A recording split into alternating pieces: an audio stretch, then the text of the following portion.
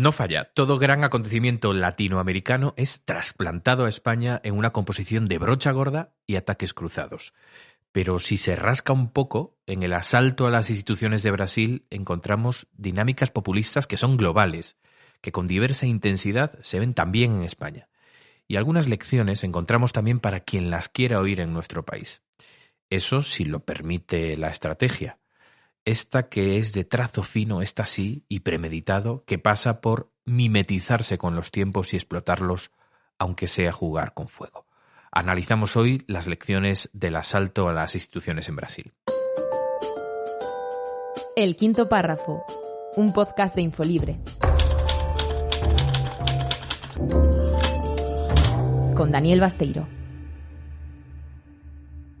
Bienvenidas, bienvenidos al quinto párrafo, una conversación de Infolibre para quienes van más allá del titular. Soy Daniel Basteiro, el director de Infolibre, y si estás escuchando este podcast es gracias a las socias y gracias a los socios que apoyan el periodismo de investigación y los artículos en profundidad.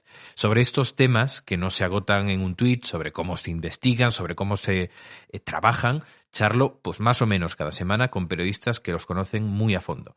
Es el caso de Ángel Munarriz, periodista de Infolibre, que analiza habitualmente las corrientes de fondo, la trastienda, las dinámicas políticas que están más allá de los titulares. ¿Qué tal, Ángel? ¿Cómo estás?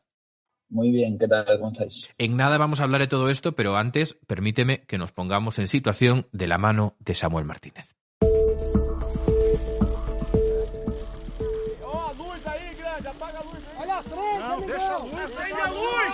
Están oyendo cómo todos los gobernantes brasileños, todos, incluidos los partidarios de Bolsonaro, salen en grupo del Palacio de Presidencia brasileño, algunos incluso agarrados del brazo, Lula a la cabeza, para demostrar la unidad democrática del país en respuesta a los ciudadanos que asaltaron las instituciones el domingo 8 de enero.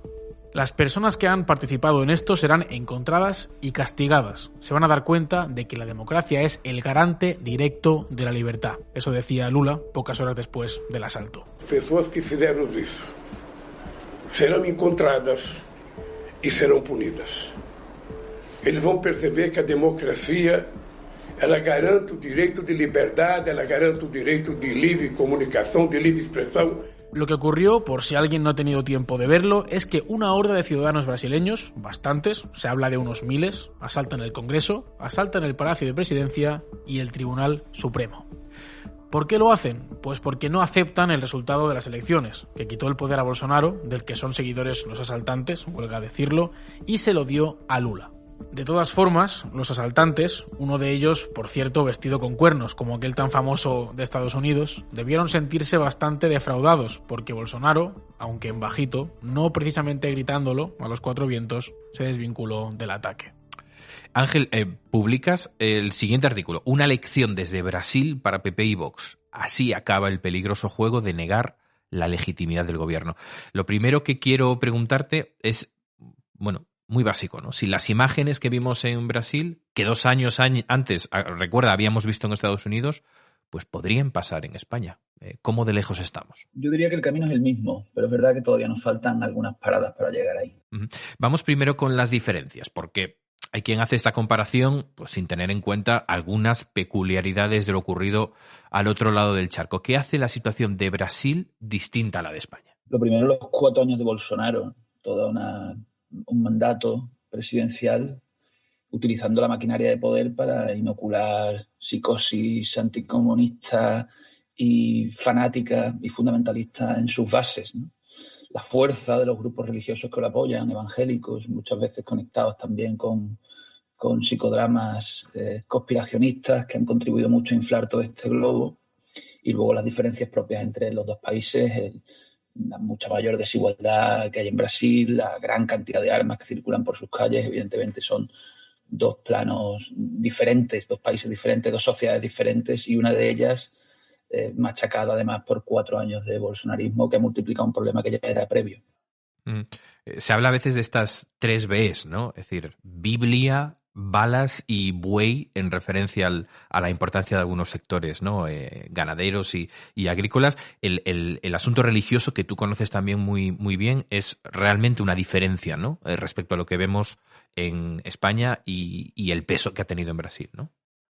En España hay una tentativa desde hace ya cerca de 20 años de la derecha católica radical de condicionar la política y indudablemente ha ido ganando peso, pero los límites a los que llega la influencia del integrismo religioso en países como Brasil, o también podríamos citar Estados Unidos, ¿no? Donde tiene al Partido Republicano en la palma de la mano, creo que todavía no lo ha alcanzado en España, que es una sociedad más secularizada. Hay también similitudes, ¿no? Y una que resuena poderosamente, ¿no? Que es la de negar la legitimidad del gobierno, ¿no? Decir que el gobierno, bueno, pues está ahí poco menos que de ocupa o en un lugar en el que no le corresponde. Esto sí es ¿no? una espina dorsal de esos mensajes populistas allí y aquí. Absolutamente. En todas las categorizaciones que se están haciendo del deterioro democrático, una característica fundamental es la negación de la legitimidad del adversario y la débil aceptación de los resultados electorales. Eso lo estamos viendo en España. Podemos hablar de grados, pero el fenómeno está ahí, ¿no? Hay corrientes de fondo, ¿no? Es decir, aquí como allí hay una radicalización del votante derechista en un contexto de polarización favorecido por redes sociales. Eso está ocurriendo en todas partes y es un fenómeno explotado por eso que se ha dado a llamar nacionalpopulismo, aquí y allí. Pero luego es que el caso español hay algunas características que se ajustan como un guante a lo que estamos viendo en Brasil y hemos visto antes en Estados Unidos, ¿no? Esa negación sistemática de la legitimidad del adversario se da en España desde 2018, desde la moción de censura, ¿no?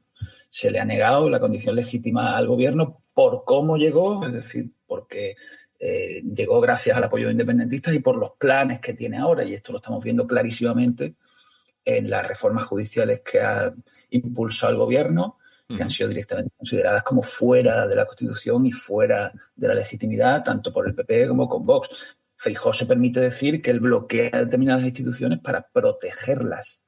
En este caso, el Consejo General del Poder Judicial, para protegerlo del gobierno. Es decir, él se sitúa como vara de medir de lo que es legítimo y de lo que se puede hacer y sitúa al gobierno fuera de ahí.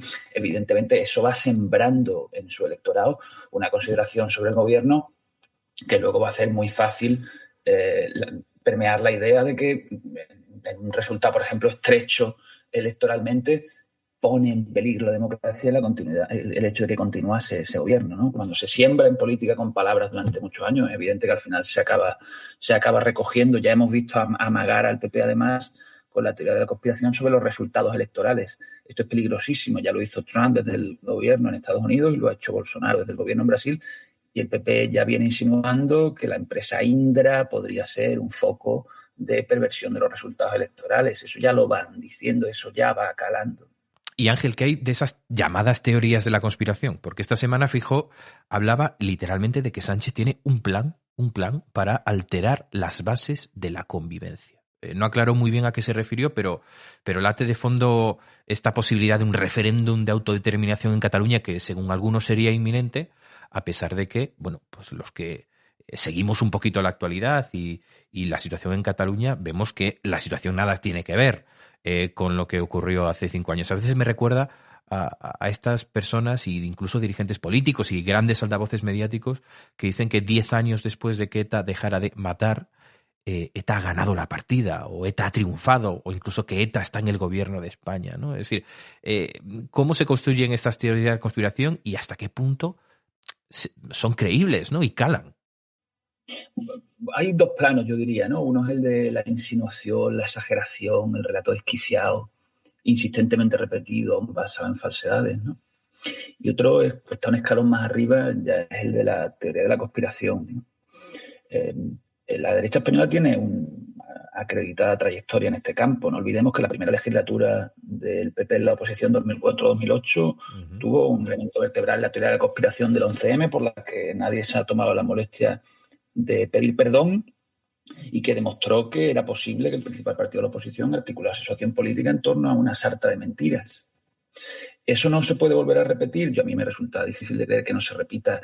¿El PP está jugando con fuego con este tema? En mi opinión, sí lo está haciendo. El caso de Indra es emblemático. El PP ya viene sembrando la idea de que un posible resultado electoral negativo podría venir determinado por la empresa Indra. Vox lo dice abiertamente. Petro ha ganado las elecciones en Colombia gracias a Indra porque les ha hecho un tongo electoral.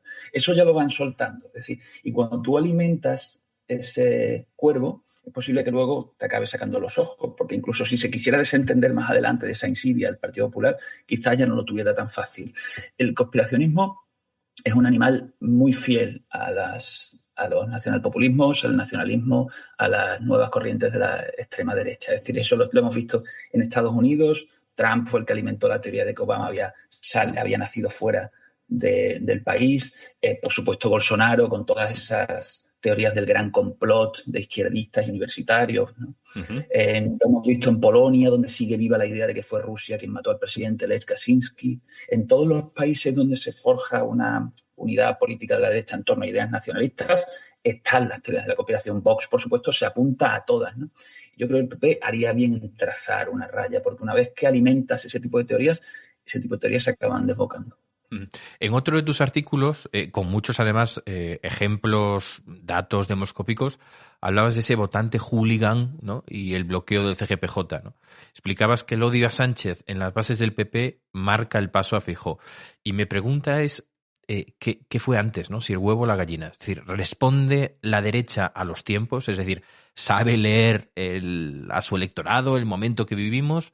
¿O son los votantes los que están cambiando al ver cómo lo hace el liderazgo? Yo creo que es un camino de ida y vuelta. Por ejemplo, Vox no llegó nunca a lanzarse al antivacunismo que vimos en la extrema derecha en Alemania o en Italia, uh-huh. Porque cuando tú veías las encuestas sobre cuánta gente no creía en las vacunas, salían muy poquitos, y con eso no era una piscina a la que mereciera la pena tirarse. Pero su discurso escéptico alimentó un cierto crecimiento. Ahí se vio que había un camino de ida y vuelta. Los partidos se adaptan, claro, pero también condicionan. ¿Cuánto hay de resultado de años negando la legitimidad del gobierno? El hecho de que ahora las bases del PP vean inaceptable la posibilidad de un acuerdo con Sánchez. O sea, al final, claro, Feijóo tiene estrechado su campo de actuación, porque durante ya 5 años se lleva inoculando la idea de que hay un presidente ilegítimo. ¿Cómo pacta luego con un presidente ilegítimo? Yo creo que los partidos hacen a su electorado. Yo creo que Rivera entregó un significativo porcentaje de su electorado a las puertas de Vox. Creo que Casado, desde que llegó al PP y alimentó el votante de Vox comprando su vocabulario, lo primero que hizo fue irse a Algeciras a hablar de inmigración ilegal. Es un camino de ida y vuelta, pero la responsabilidad de los líderes políticos es enorme. Vamos ya con los comentarios y preguntas de las socias y socios de Infolibre.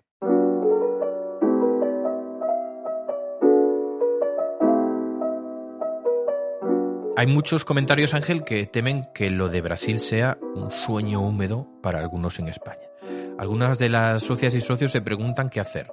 Ayla dice que espera que Margarita Robles, la ministra de Defensa, tenga controlada su tropa, a pesar de los chats en los que les gustaría fusilar a 26 millones de españoles, en referencia a una de las exclusivas de Infolibre. Antes de llegar a ese punto, que es el papel del ejército cuando alguien se subleva desde el propio Estado o cuando se asaltan las instituciones esperando apoyo desde las estructuras internas del Estado, yo te preguntaría qué se puede hacer desde la política, ¿no? ¿Qué se puede hacer para acabar, frenar, combatir ese caldo de cultivo, además de denunciarlo, ¿no? Es decir, ¿cómo se contrarresta de verdad?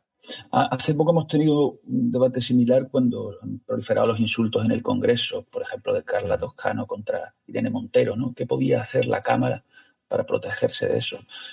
Siempre es dificilísimo. Supongo que mostrar cultura democrática, predicar con el ejemplo, respetar al adversario, es decir, cada uno desde su posición, los periodistas, los responsables políticos, todos, dar lo mejor de sí en cuanto a valores democráticos, no caer en la provocación y no hundirse en el fango. No creo que haya ni soluciones mágicas ni a corto plazo. Muy bien, Ángel, pues muchísimas gracias por estos artículos y por explicarnos algo más de los entresijos. Hasta pronto. Gracias. Y a las y los que nos estáis escuchando, gracias por acompañarnos en el quinto párrafo. Gracias por ir más allá del titular. Si sois socias o socios, sabed que esto es gracias a vuestro apoyo. Pero si no lo sois, os esperamos, porque solo con vuestro compromiso podremos seguir trabajando en historias como esta. Hasta pronto. El quinto párrafo, un podcast de Infolibre, con la participación de Samuel Martínez, producción Juan Rodríguez, edición y montaje José Manuel Lastra.